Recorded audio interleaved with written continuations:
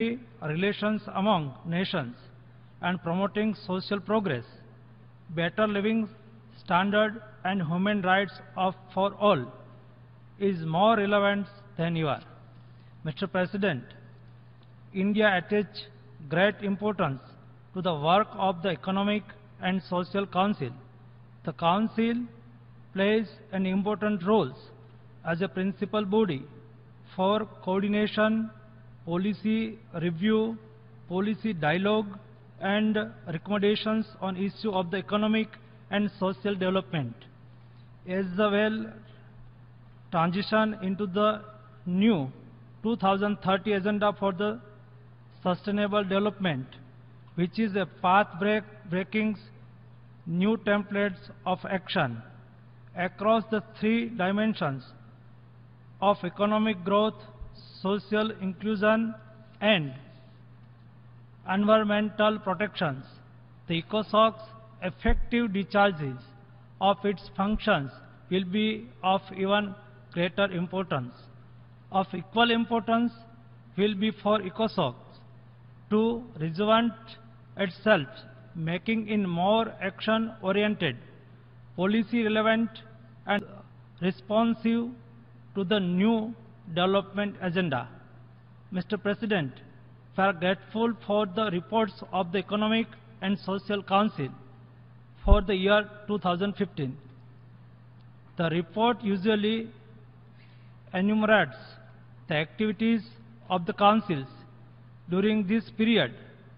We commend the outgoing President and the Bureau for the stewardship of its activities. I would like to extend our congratulations to the permanent representative of Republic of Korea on his assumption of the current presidency of ECOSOC, and would like to assure him of our steadfast support of him and the new Bureau in their works. Among the important discussions organized by the ECOSOC in the past session was the dialogue on the longer-term positioning of the United Nations Development System, a discussion made all the more topical by the new development agenda. We commend the efforts of the permanent representatives of the Colombia for the stewardship of these dialogues, and welcome the permanent representative of the Argentina as the incoming chair of these dialogues this year. Mr. President, as the Prime Minister of India, His Excellency Mr. Narendra Modi emphasizes in his address to the United Nations General Assembly this year, the 2030 Agenda for the Sustainable Development is lofty and its goals are comprehensive. It gives a priority to the problems that have endured through the past decades, even while reflecting our evolving understanding of the social, economic, and environmental linkage that defined our lives. India was a key and active participant in the process that led to the adoption of the new agenda, with the set of SDGs at its core. India's voice in the negotiations was that of all developing countries. We now look forward to working closely with all delegations to ensure that the 2030 Agenda is implemented in its letter and spirit. In this objective, the ECOSOCs and the high-level political forums will play a central role. It is our expectation that the ECOSOCs will address sustainable development challenge from the prime of the poverty eradications as our central and overarching objectives.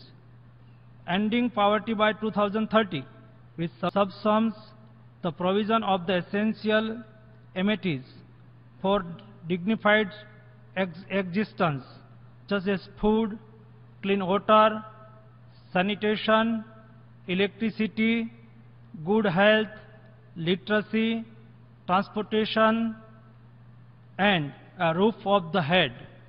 It rightly at the core of the 2030 agenda. It is our expectation that the ECOSOC will prioritize the attainments of robust, inclusive economic growth in developing countries. And for this, it will strengthen the partnership between developed and developing countries to make it more meaningful. It is also our expectation that the ECOSOC will address the issue of the environmental degradations and climate change with a sense of urgency, focusing on reforming the unsustainable consumption patterns in the development countries and affording enhanced financial and technological support to developing countries in the transitioning their economics to progressively more sustainable pathways. Mr. President, India's success in sustaining robust economic growth to eradicate poverty will contribute in no small measure to the global achievement of the SDGs.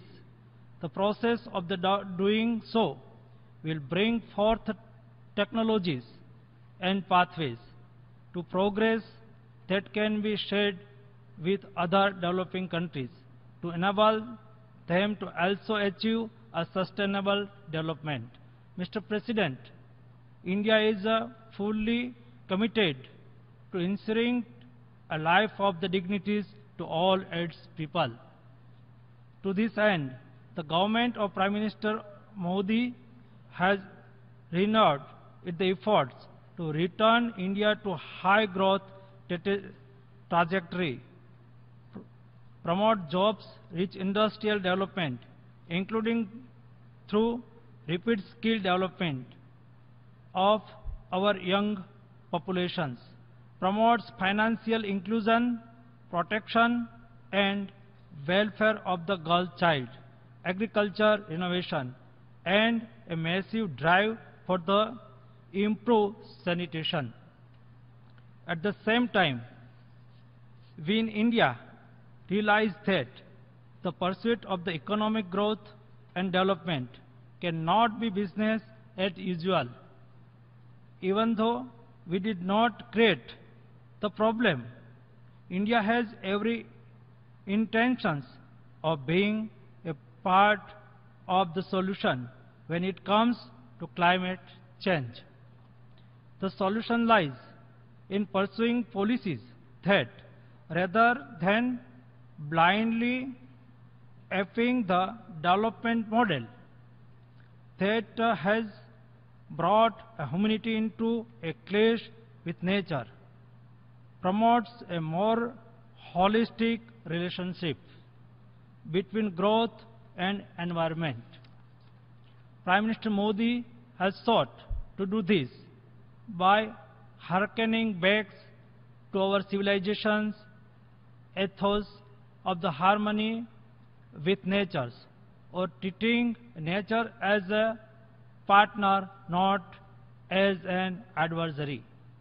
Prime Minister Modi has spoken of the achieving the same level of the development, prosperity and well-being without going down the path of reckless consumption, and his belief is that by doing so, it does not necessarily mean that our economies will suffer, but rather that they will take on a different characters.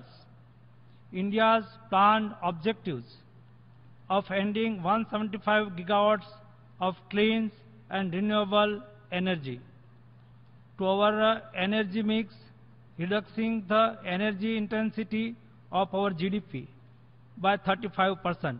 By 2030, achieving 40% of the electricity generations for non-fossil fuel sources.